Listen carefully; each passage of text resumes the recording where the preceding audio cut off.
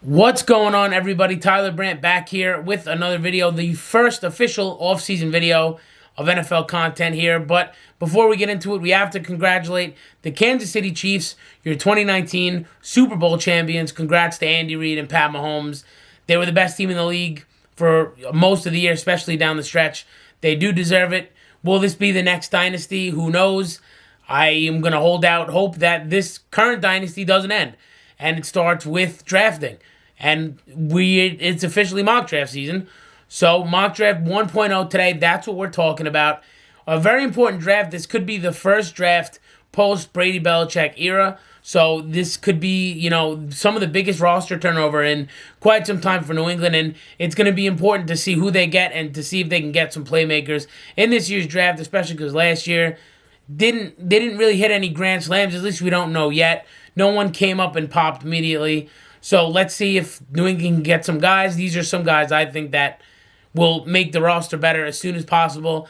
And let's just get into it. So this year, New England has 9 picks in the draft. They traded away their second-round pick this year for Mohamed Sanu. So far, so good. I know it's been just a fantastic trade. So, again, 9 picks. They have, I believe it's 3 in the 6th, 3 in the 7th, a first, a third, and a fourth.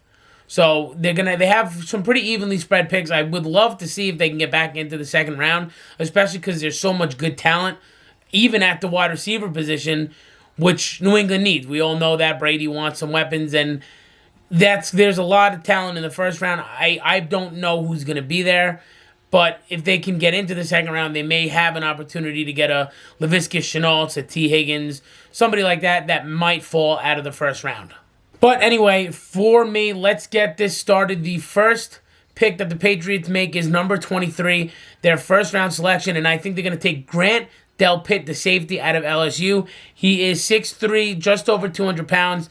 He is a very, very good player. He can play down in the box. He's very good against the run. He's got great instincts to the ball. He's very good in man coverage, good in zone coverage, can improve a little bit. His biggest red flag, at least from what I've understood, is tackling. He was a very bad tackler in 2018, and it did improve a little bit in 2019. So I think if he continues that trend, I think he's got great instincts. He's great down in the box. He's great in coverage, and we know how New England likes to mix up coverages. So for their first round pick, I think New England is going to take Grant Delpit, the safety from LSU. Next, in the third round, Anfernee Jennings is the pick I think New England's going to take there. They pick 87th overall. That's their third round pick. And again, Anfernee Jennings, he's a pass rusher, linebacker from Alabama. Good pass rusher, very good in the run game. He is a good edge setter in the run game. Again, the big red flag I noticed with him is his mobility. He doesn't have great hips. A lot of times, shifty running backs can get past him. He doesn't have great range. He is physically big, and his size is what kind of slows down his mobility, and he doesn't really have, like I said, great hips going either way.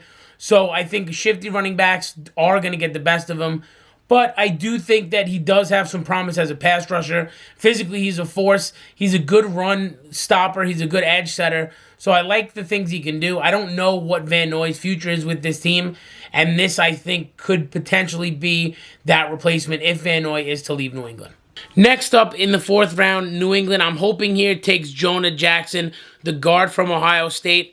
This, again, would probably replace Joe Thuney if he could start right away. I know in the fourth round you don't really expect to find that. But the good thing about him, he does have good footwork, and he's a great pulling guard, which New England does like to use that pulling guard in their run game sometimes. So I like that. He does have very good footwork.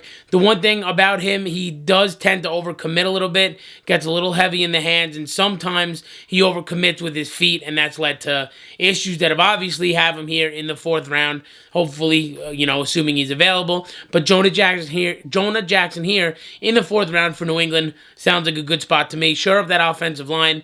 You need to have a good offensive line to compete in the NFL, no matter who your quarterback is. So, again, they're not exciting picks, but sure up that offensive line. Jonah Jackson, Ohio State. So, now we move into round 6 and 7. Remember, New England has 3 picks in each of these next 2 rounds.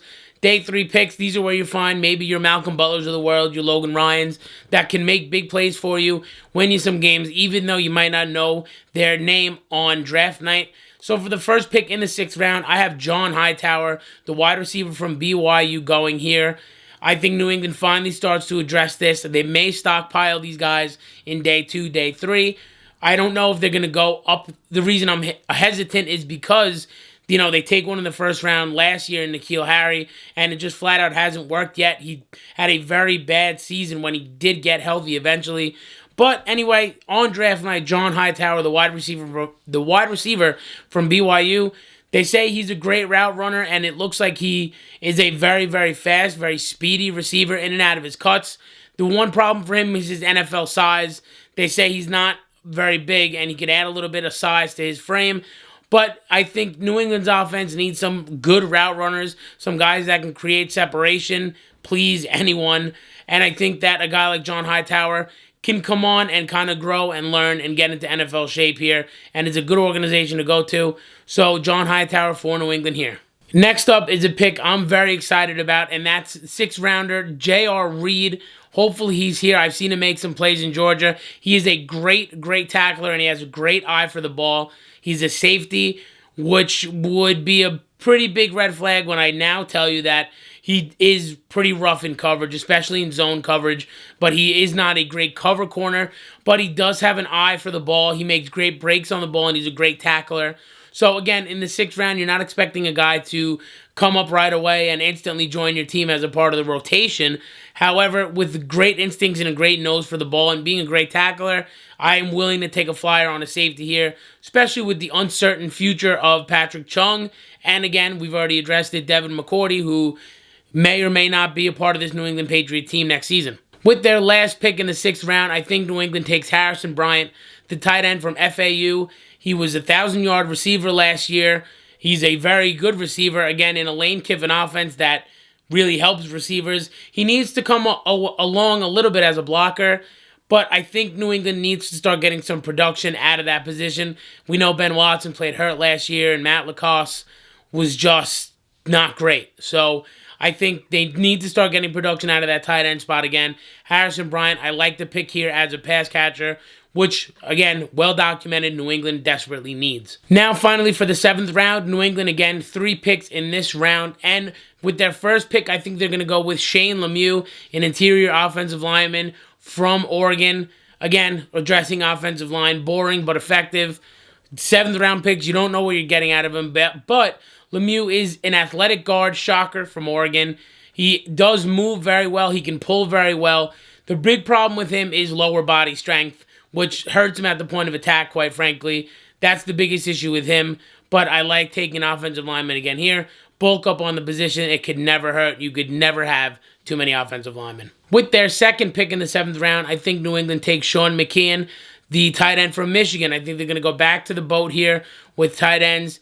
He's a better blocker than Bryant, not a better route runner. He's got good size. He, like, again, is an effective blocker. Needs to develop as a pass catcher, but worth taking a flyer here if you're New England in the 7th round on Sean McKeon.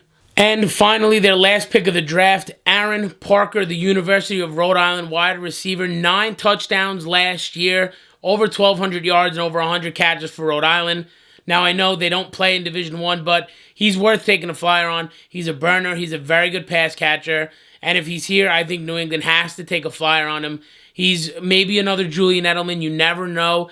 He doesn't have the body type, but Julian Edelman was a 3rd-day pick that you never knew what happened to him. So you got to take a flyer on these. On stats alone, the guy seems to be a very, very good wide receiver. And sign me up for 1,200 yards, 9 touchdowns, and 100 catches. In the 7th round, I'll take it all day. So that will do it for Mock Draft 1.0. I hope you enjoy it. You know, leave some comments below if you disagree, if you agree with me. There will be a couple more of these for sure. We're going to do some draft profiling, especially after the Combine, which is in a couple weeks. But just to kind of get a feeler of what I would like the Patriots to do, this is kind of the idea that I would like them to go in, kind of. Maybe they take a quarterback. That's a video for another day. We could definitely get into that.